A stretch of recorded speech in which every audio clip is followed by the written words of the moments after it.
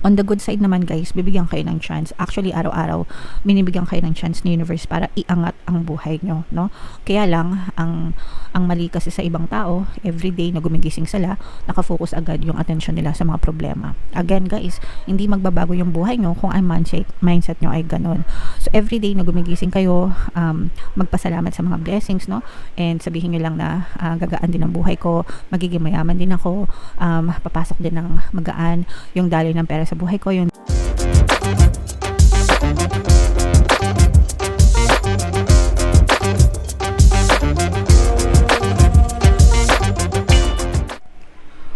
Hello guys, hello Pisces, welcome back to Pinay Pixie Tarot. Ang pamagat ng episode natin for tonight is Money Money Come to Me. Ito yung ating money kapalaran para ngayong February para sa Pisces, Sun, Moon, Rising Sign, and Venus. Unahin natin tong deck na to guys. Ito yung ating mga money manifesting techniques para sa inyo. So we have choice. Even when money is scarce, avoid such statements as I can't afford to buy this or I don't have that kind of money. They reinforce a sense of lack. It's better to tell yourself, I choose not to buy this at this time. So, yung sinasabing choice, mga kapiksi, is yung choice of words, no? Yung pipiliin nyo, yung salita, mga salita na sinasabi nyo. Your words are your magic wand. Sabi nga ni Florence Covershin, mga kapiksi. Yung ating mga pananalita, napaka makapangyarihan yan, guys, no? Hindi nyo lang alam. But, kailangan palagi kayong careful, palagi kayong maingat sa mga salitang binibitawan nyo. So, ayaw natin ng nega guys, no? So avoid saying na, iwasan yung magsabi na wala akong pera, mahirap lang ako, mahal yung mga bilihin, naghihirap ako, marami akong problema sa pera, stress na ako sa pera, yung mga ganun guys, no? Anything negative, especially when it comes to money, guys, iwasan yung sabihin. Kahit sabihin natin na totoo, fact-based siya, right now, yun yung na-experience nyo, hindi nyo na kailangan sabihin, hindi nyo na kailangan ulit-ulitin. Instead, baliktarin nyo, no? You have to switch it, guys, no?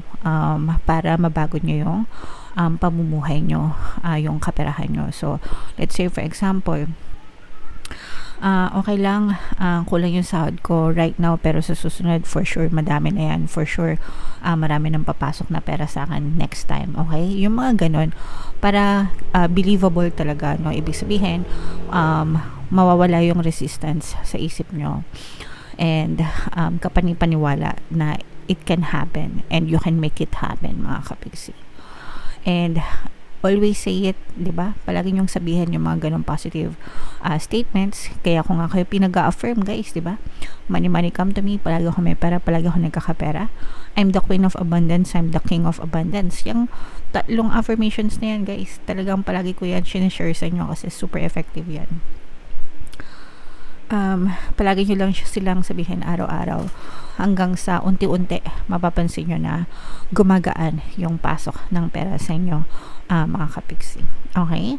O kaya sabihin nyo, okay lang, mahirap ako ngayon, pero for sure next time magiging mayaman din ako, yayaman din ako, kayang-kaya ko yung maman, kung kaya ng iba, kaya ko rin. Mga ganun guys, okay? Practicing nyo lang guys araw-araw, even if it's not real at the moment, pero eventually mapupush out din yan sa inyong physical reality. So mag-ingat guys, no, sa mga salitang binibitawan, especially pagdating sa kaperahan, mga kapiksi. So tingnan natin yung ganap sa kaperahan nyo ngayong February. Pisces, shuffle natin to. Habang sinashuffle ko to, panoorin nyo muna yung video natin regarding sa ating paano mag-manifest ng abundance video course. Kapiksi, sawa ka na ba sa mga struggles at hirap sa buhay mo? Masipag ka ba at masikap sa buhay ngunit hindi ka pa rin umaasenso? Ilang beses ka na bang nag-attempt mag-negosyo at mag-invest pero palagi ka pa rin nalulugi? Sa pagkakataon na ito ay maaaring may subconscious beliefs ka na nagiging balakid sa iyong pag-unlad at pagyaman.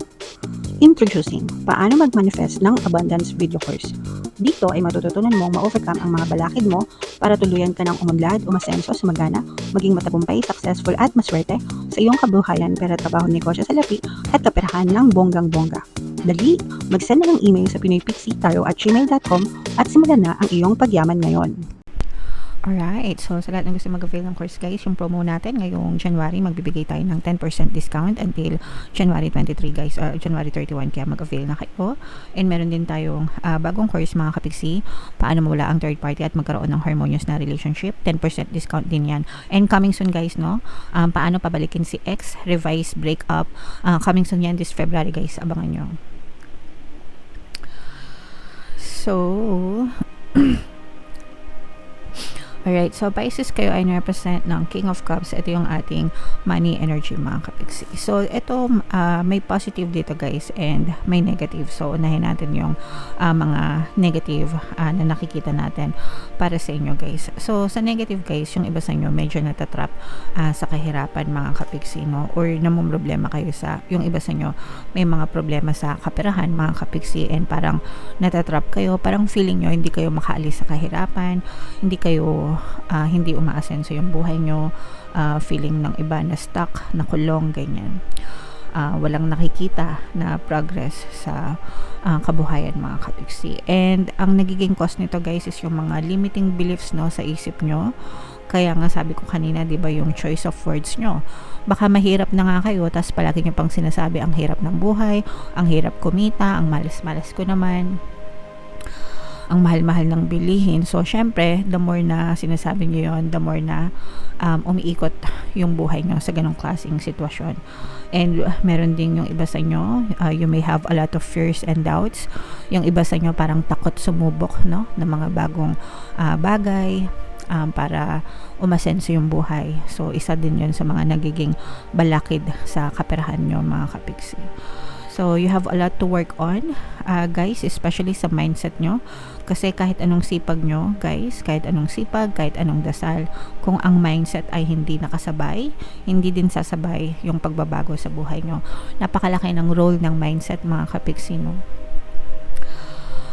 Because yung mindset yun yung nagre-reprogram ng subconscious mind nyo, and whatever kung ano yung nakasave sa program nyo, sa subconscious mind nyo, yun din yung output sa buhay nyo mga kapiksi.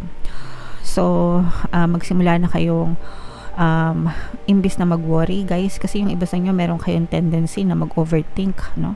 Overthink negatively. Kailan ba ako aasenso? Kailan ba suswertehin yung buhay ko? Kailan ba ako aangat sa buhay? Yan. Yung mga ganon, guys, kapag kayo ay nakulong dyan, kinulong nyo yung mentalidad nyo sa ganyan, hindi talaga kayo lagpas, no? So, instead na i-focus nyo yung attention nyo sa mga ganong klase ng statements, baligtarin nyo, i-flip nyo yung switch mga kapiksi.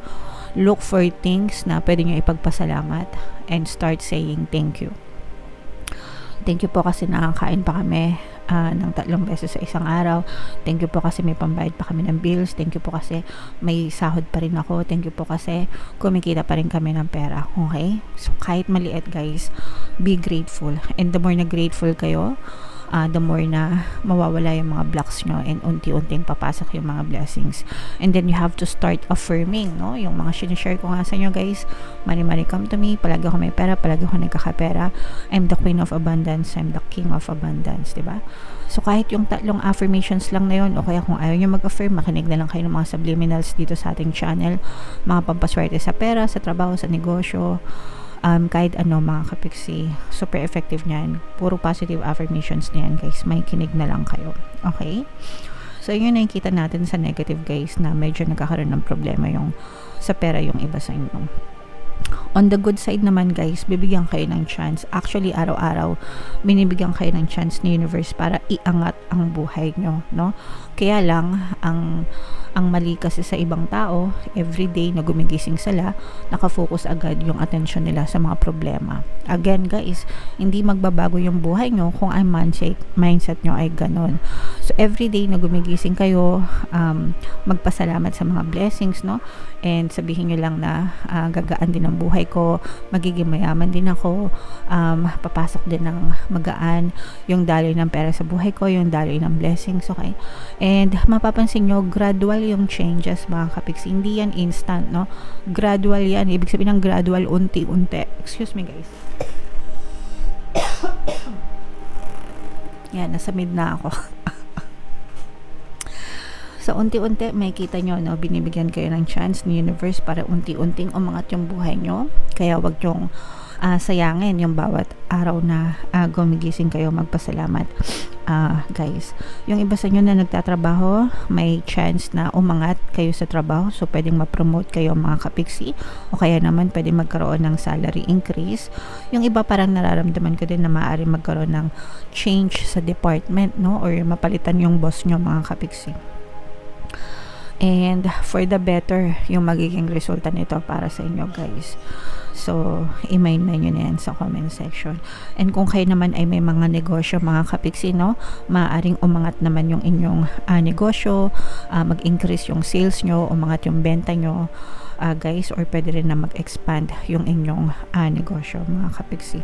And yung iba sa inyo, yes, parang multiple branches, no, maaaring mag-open kayo ng additional branch, ganyan.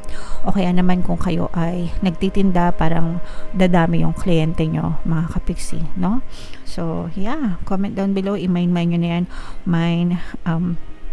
increase, salary increase the sales, another chance, no, para umangat yung buhay. Yan, so i-mind nyo na yan guys sa comment section. So, what else mga kapiksi? For some of you guys, parang meron kayong chance na makapag-open ng savings account din, no? Kung nakakaluwag-luwag na kayo mga kapiksi, or madagdagan yung mga savings account nyo. So, ito guys, nakikita natin na problema ito sa pera mga kapiksi, or pwedeng problema din sa trabaho. Kung kayo ay nagtatrabaho, maaari kayo magkaroon ng problema sa trabaho, sa workplace nyo, maaari kayo magkaroon ng conflict, no? Pwedeng may conflict kayo sa boss nyo, o kaya may conflict kayo sa mga kasama nyo sa trabaho. Yung tipong feeling nyo, gusto nyo na mag-resign, ganyan, kasi very toxic yung culture or toxic yung mga kasamahan nyo sa trabaho, mga kapiksi. So, medyo nagkakaroon ng conflict dito, guys, and medyo sumasama yung loob nyo sa kanila. Meron tayong subliminal guys, yung pampabait ng boss and mga kasamahan sa trabaho, no? So, very effective yon. Marami na rin tayong success stories doon. So, if ever man na nakaresonate kayo, pwede nyo pakinggan yon, mga kapiksi. Alright? So, yeah. So, comment down below. Pisces, if feeling nyo nakaresonate kayo yung mga positive dito guys, i-mind nyo itong mga second chance na to, itong pag-angat sa buhay, pag-angat ng negosyo, pag-increase ng sales. So, yan yung mga positive. So, i-mind nyo yan guys sa comment section. And comment down below if naka-resonate kayo.